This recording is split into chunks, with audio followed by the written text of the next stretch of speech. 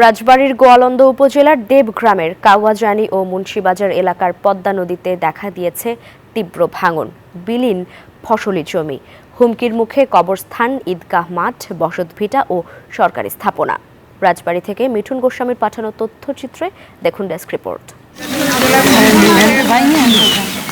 পদ্মা নদীতে বাড়ছে পানি। রাজবাড়ীর গোয়ালন্দের দেবগ্রাম ইউনিয়নের কাওয়াজানি ও মুন্সিবাজার এলাকায় নতুন করে ভাঙছে পার। মাত্র 2 দিনের ভাঙনে 10 বিঘা ফসলের জমি গ্রাস করেছে নদী। হুমকির মুখে কবরস্থান, বিদ্যালয়, ঈদগাহ মাঠ, বসতভিটা। জমি এক এক চাপ নিতেছে প্রায় 8% নিয়ে। আবাদি ছিল, তরকারি ছিল, আর বাড়ি ঘর ছিল সব, আর এই যে পটল খাত মাছ ছিল সব ভেঙে গেল।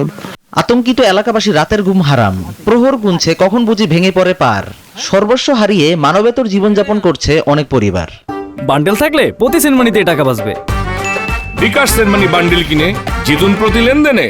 3 দিন বাংলা মাগারে তো জায়গা বাসা কোহানে পাবো, কোহানে যাবো, বাড়িঘর কোহানে নেব। আমাদের অনেক সামাজিক প্রতিষ্ঠান, সহবাড়িঘর এবং কৃষি জমি সবকিছু এখন ঝুঁকির মধ্যে। ব্যবস্থা না নিলে মহাসড়ক অবরোধের হুঁশিয়ারি এলাকাবাসীর। 4 বার ভাঙা দেশে 5 বার মাথায় আমরা দেবগ্রাম আসলাম, এখন দেবগ্রাম আসে তাও আমরা থাকতে পারতেছি না। এক সপ্তাহের ভিতরে যদি এই কোনো ব্যবস্থা যদি না হয় তাহলে আমরা ঢাকা খুললাম, মহাসড়ক অবরোধ করে রাখবো। ফসলি জমির ক্ষয়ক্ষতি নিয়ে কর্তৃপক্ষকে বিস্তারিত জানানোর কথা বললেন কৃষি কর্মকর্তা। ঊর্ধ্বতন কর্তৃপক্ষ যারা আছে সবার কাছে আমি যেটা বলতে চাই সেটা হচ্ছে এই ফসলটা রক্ষার জন্য আমাদের পদক্ষেপ নেওয়া দরকার। নদী ভাঙলেও এখনো ঘুমিয়ে পাওবো আশ্বাসেই ঘুরপাক খাচ্ছেন তারা। গোয়ালন্দর উপজেলা নির্বাহী কর্মকর্তাও আমাদের নির্বাহী প্রকৌশলী স্যার বরাবর পত্র প্রেরণ করেছেন এবং আমরাও সেই পত্র রেফারেন্স ধরে আমাদের ঊর্ধ্বতন কর্তৃপক্ষের কাছে প্রশাসন অনুমোদনের জন্য পত্র প্রেরণ করেছি।